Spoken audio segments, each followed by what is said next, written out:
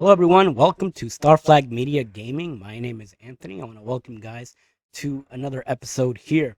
This week, we're going to be talking about some controversy in the video game world. Well, the first one we're going to talk about is Microsoft. Uh, Microsoft shuts down its DEI team staff and claims that inclusivity is no longer important. So this comes from tech4gamers.com, and it is verified, and it is written by Abdullah Wasim. So you guys go check them out whenever you can. They have pretty good stuff over there. In an industry where DEI has become a massive deal with the likes of Sweet Baby Inc. being huge forces, Microsoft has been accused of evidenced discrimination. The company recently shut down its diversity, equity, and inclusion DEI team as part of its new business strategy. Why it matters? Forced inclusivity has certainly become a huge part of the gaming industry today. In fact, many industries in general. The bigger deal for Microsoft, since DEI is also big in gaming today.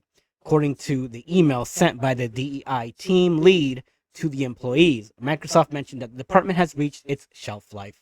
The email further reads that teams were created for a 3 to 5 year purpose model, and the companies are looking to shut them down. Strategy has put in place after the George Floyd incident back in 2020. Mail states that the timing of that shift in strategy was impeccable, so all businesses could reevaluate their ways of their federal contracts came at risk, if their federal contracts came at risk. Moreover, the Mail takes a dig at the leadership, saying that the team was the victim of investigated and evidenced discrimination because of course, that's what they would feel. Of course, they would say that they're being discriminated against. That's their whole thing. So why wouldn't they? Harassment and toxicity. So they bring you on to get your opinion, to diversify, to bring equity, to bring inclusion, and all you did was divide and make things worse. And now why? Why are they getting rid of us? Because of harassment and toxicity and evidenced discrimination. Of course. And Microsoft and every company out there that gets lawsuits based off of this, you deserve it because you brought that poison into the workplace. I guess you guys all know where I stand on DEI. The team lead also praised the employees, stating that they helped make the world a better place. While the extent of these layoffs is currently unknown, Microsoft has been no stranger to job cuts this year, as we all know. After reducing Xbox's workforce by more than 1,900 people, the tech giant is still cutting teams off. The company also recently closed Tango Gameworks and Arcane Austin. The company itself hasn't released any statements on the matter, but talking to Business Wire, Microsoft revealed that its stance on DEI is still going strong. It seems to be continuing work on future projects with these principles in mind. What do you guys think about that? Um, this brings me to a nice little segue, a little bit more of diversity, equity, and inclusion in video games, even when it doesn't make sense, and even when there is paper thin historical evidence to back up anything remotely like what you're trying to push. So, what am I talking about? I'm talking about Assassin's Creed, the new one, and all of the controversy that it brings. So, it turns out that recently there's even more evidence piling on that the black character in Assassin's Creed had very little to zero chance of being a samurai in ancient Japan. Was he a part of a house of samurais? Absolutely. Every small amount of writing that ever depicts him has him as a servant to the house. Any paintings that depict him have him holding umbrellas for his masters. He was given samurai garb and even allowed to have a sword, and it was more for the entertainment purposes, unfortunately, of the people around him. They found it amusing to give Yasuke that type of garb and equipment as a true samurai. In fact, in fact, he was thrown into battle twice. And the two times that he was thrown into battle, he surrendered immediately. And it's historically confirmed that the rival samurai, the Akechi, did not kill him because they didn't recognize him as a samurai.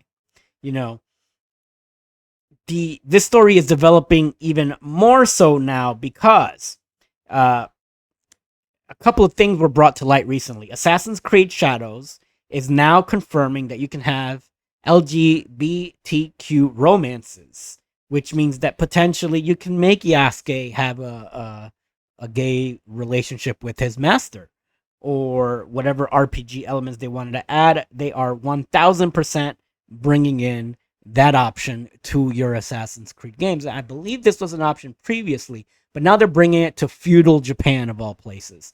They're letting, the black samurai be potentially able to have a gay relationship with his master. The black samurai that probably wasn't even a black samurai.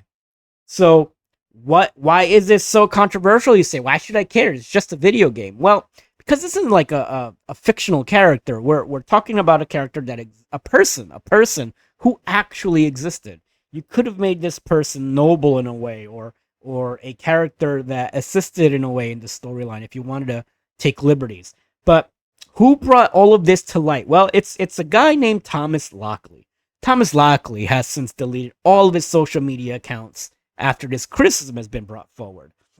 And again, this comes from tech4gamers.com. It says Assassin's Creed Shadows and its many controversies know no bounds. From petitions calling to cancel the game to dislike bombings from the fans, Ubisoft has seen it all for its latest release. However, it seems there's no stopping the controversies. Following the confirmation of the LGBTQ relationships, it seems that Yasuke's identity as a samurai has become a point of contention again. In fact, reports indicate his whole story was fabricated by the historian Thomas Lockley. Why does this matter? Well, Yasuke's status as a samurai has been a major point of contention from the very beginning. This also is one of the major reasons Assassin's Creed Shadows became so controversial. According to reports, Thomas Lockley was found to be making up information on Yasuke from his imagination.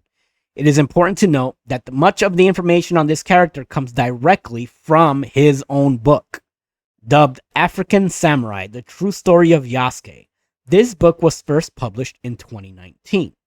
Thomas Lockley is known as an associate professor at Nihon University, but recent evidence has been found that suggests he was involved in editing various Wikipedia pages about Yasuke before the book was even published. Prior to this coverage, Yasuke was relatively unknown to the world of Japanese history. The situation was escalated so far that it has even reached Japanese channels like Nippon Journal, who claim there is no evidence of Yasuke being a samurai. Other reports show that there is evidence of Thomas Lockley editing various Wikipedia entries to slowly change the perception around Yasuke. The author has also deactivated his social media accounts after these allegations were brought up. According to Thomas Lockley, he is not connected to the game. However, sources claim that he was previously featured on a podcast with Ubisoft, suggesting that the team consulted with him for Yasuke's portrayal. While the situation is still developing, the most interesting aspect of this story is the fact that there aren't more legitimate sources of Yasuke's story in Japanese history. For a character who would naturally stand out in the region for his appearance, it seems his stature in history has gone mostly unnoticed.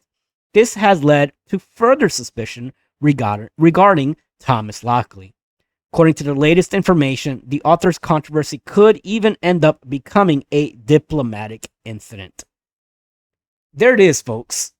For lack of a better term, they are trying to just shoehorn things into where they don't belong. We've been seeing this in Disney, making characters different races for no reason. Snow White is Hispanic.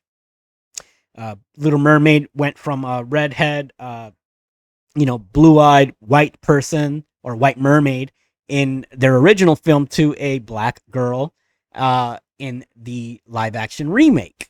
And then we're also seeing that across the border with Netflix when they did their Cleopatra special. So we all know that back in the day, Hollywood was notorious for doing the opposite, which was making historical dark-skinned or black characters.